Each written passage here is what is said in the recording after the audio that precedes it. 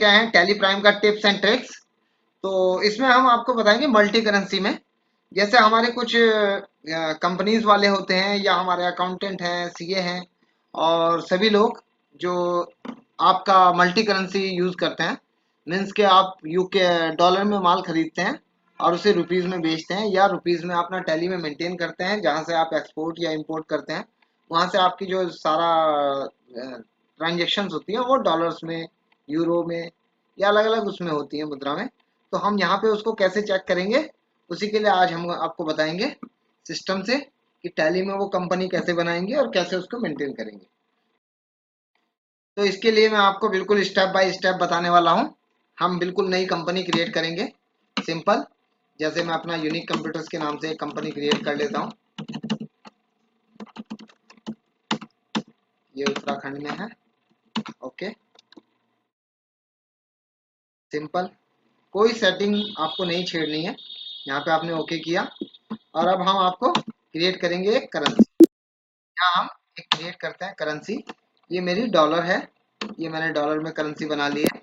इसका formal name पूछता है डॉलर।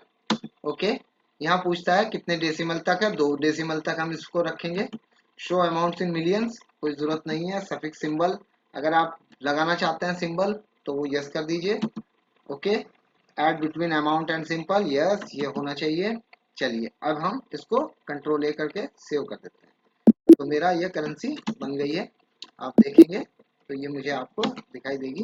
करेंसी में जब हम जाएंगे तो हमारी 2 करेंसी बन गई है। बहुत सिंपल तरीके से आप अपनी परचेज को इसके अंदर मेंटेन कर सकते हैं। सेल करते हैं तो सेल को मेंटेन कर सकते हैं। तो मैं आपको दिखाना चाहूंगा कि जैसे हमने एक, ये हम इंपोर्ट के लिए कर रहे हैं, तो जो मेरा क्रेडिटर है, बेसिकली ये मेरी पार्टी है क्रेडिटर्स, ये मेरा क्रेडिटर हो गया, और ये रहता है इंडिया से बाहर। तो मुझे यहाँ पे कंट्री ऐड करनी है। मैंने यहाँ पे हांगकांग कर लिया है। ओके, आप स्टेट चाहें तो स्टेट भी वही, ये हांगकांग के नाम से आ जाएंगे। तो ये मेरा हांगकांग हो गया है। ओके, अब हम परचेज का लेजर जैसे बनाते हैं अपनी टैली में, तो ऐसे हमने परचेज का लेजर बना लिया। ओके, यहाँ पे हमने ओके कर दिया। अब मैं एक आइटम बनाता हूँ। ये इसकी यूनिट भी मैंने अभी बना दी है आपके सामने ही। ओके, जीएसटी एप्लीकेबल कर देते हैं। टैक्सेबल 18% की आइटम है, जब मैं इसको सेल करता हूँ तब के लिए। ओके, मैं यहाँ पे एक पीस खरीदता हूँ और इसका रेट है $100। तो यहाँ 100 लिखते ही ये 100 रुपये आ जाता है, लेकिन मुझे ये $100 लिखना है। तो मैंने कैसे करना है, इससे पहले एक सिंबल लगाऊंगा ये, और फिर लिखूंगा 100। तो जैसे ही मैं $100 लिखा गया है ये, और मैं एंटर करता हूँ, तो टैली मुझसे ये पूछती है कि इसका डॉलर का आज का रेट कितना है। तो मैं इसको बताता हूँ कि ये आज का रेट इसका 80 रुपया है। ओके, तो यहाँ पे इसने 80 रुपये के हिसाब से इसको चेंज करना चाहे तो आपका ये चेंज कर देगा।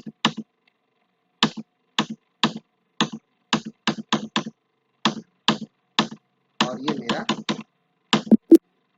Bill ready. अब ये हम देख सकते हैं पार्टी का लेजर, यहाँ से क्रेडिटर में जाके, तो इस पार्टी से मैंने 8,000 रुपए का माल खरीदा है, बेसिकली $100 का माल खरीदा है। आज मैं इसको 15 दिन बाद, 20 दिन बाद जब इसको पेमेंट देता हूँ, तो मैं इसको ऐसे पेमेंट का वाउचर पास करूंगा। मैं इसको बैंक से पेमेंट करता हूँ। ओके, बैंक अकाउंट बना लेते हैं। ये लीजिए बैंक अकाउंट बन गया। बैंक से पेमेंट करता हूँ क्रेडिटर। जब मैं इसको $100 देता हूँ तो ये $100 मैंने इसको पे किया। तो लेकिन आज का जो रेट है वो इसका 85 रुपीज है या 78 रुपीज है, कुछ भी हो सकता है, हम 85 मान के चलते हैं। तो इसका आज का रेट 85 रुपीज है। तो बेसिकली क्या है, सिंपल अकाउंटिंग है, कुछ दिक्कत नहीं है। आपने उससे $100 का माल खरीदा और $100 आपने उसको दे दिए। लेकिन आप अगर देखें तो बेसिकली हमने $100 का नहीं, हमने 8,000 का सामान खरीदा, और जब हमने पेमेंट किया तो वो 8,500 का पेमेंट किया।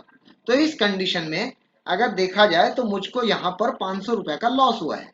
तो इस एंट्री को अगर आप यहाँ देखेंगे तो ये आपकी बैलेंस शीट को भी इफेक्ट करेगा और आपके प्रॉफिट एंड लॉस को भी इफेक्ट करेगा। गलत जगह आ रही है। ओके, ये अनएडजस्ट में आ रही है, जबकि ये हमारा प्रॉफिट एंड लॉस में होनी चाहिए। तो इसको हमें प्रॉफिट एंड लॉस में लाने के लिए क्या करना है, हमें जर्नल वाउचर की एंट्री करनी है। जैसा कि मैंने आपको बताया था कि बहुत ही अलग तरह की कंडीशंस होती हैं जहां हमें जर्नल वाउचर यूज करने होते हैं। तो ये ऐसी ही सिचुएशन है जहां पे मैं ना ही किसी को पेमेंट करूंगा, ना ही किसी से रिसिप्ट लूंगा, ना इसका मैं कॉन्ट्रा वाउचर पास कर सकता हूं। तो ऐसी कंडीशन के लिए मुझे ये जर्नल वाउचर यूज करना है। अब जैसे ही मैंने जर्नल वाउचर पे क्लिक किया तो यहाँ पे जर्नल वाउचर में ये आपसे पूछेगा कि इसका मोड क्या है। तो मैंने इसको बता दिया कि मुझे इसको फॉरेक्स गेन लॉस एडजस्टमेंट में डालनी है। तो हमने यहाँ पे इसको किया, यहाँ हमसे पूछता है अकाउंट, तो यहाँ पे मेरा अकाउंट नहीं बना हुआ है, तो मैंने इसको बना दिया एंड एडजस्ट फॉरेक्स गेन ही लिख देते हैं इसको, फॉरेक्स गेन।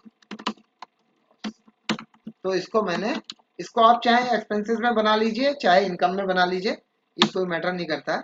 इसको आपने डाल दिया यहाँ पर, और यहाँ पे हमने इसको जीएसटी नॉट एप्लीकेबल कर दिया। ओके, और इसको हमने यहाँ पे बनाया, तो हमने इसको फॉरेक्स गेन लिया, यहाँ क्रेडिटर लिया, तो ये अपने आप ही दिखा देगा कि इसमें 500 रुपए की एंट्री एडजस्ट करनी है जो पेंडिंग पड़ी हुई है। तो मैंने इसको 500 रुपए एडजस्ट किया और end of list, okay okay. अब ये मेरे प्रॉफिट एंड लॉस में शो होने लगेगी।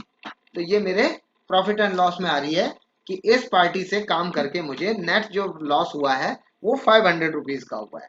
तो आई थिंक कि ये बहुत सिंपल एंट्री है और यहाँ से ये बैलेंस शीट से हट जाएगी अब एंट्री। ओके, तो ये अपना प्रॉफिट एंड लॉस में आ गई है, लॉस अकाउंट में आपको दिखाई देगी ये कि ये आपकी लॉस एंट्री है। ओके, तो थैंक यू वेरी मच, ऐसे ही बने रहिए टिप्स एंड ट्रिक्स के लिए। मुनीश शर्मा। टैली की रिक्वायरमेंट के लिए आप हमें कॉल कर सकते हैं, और टैली का अगर आपको डेमो चाहिए हो तो उसके लिए भी आप हमें कॉल कर सकते हैं।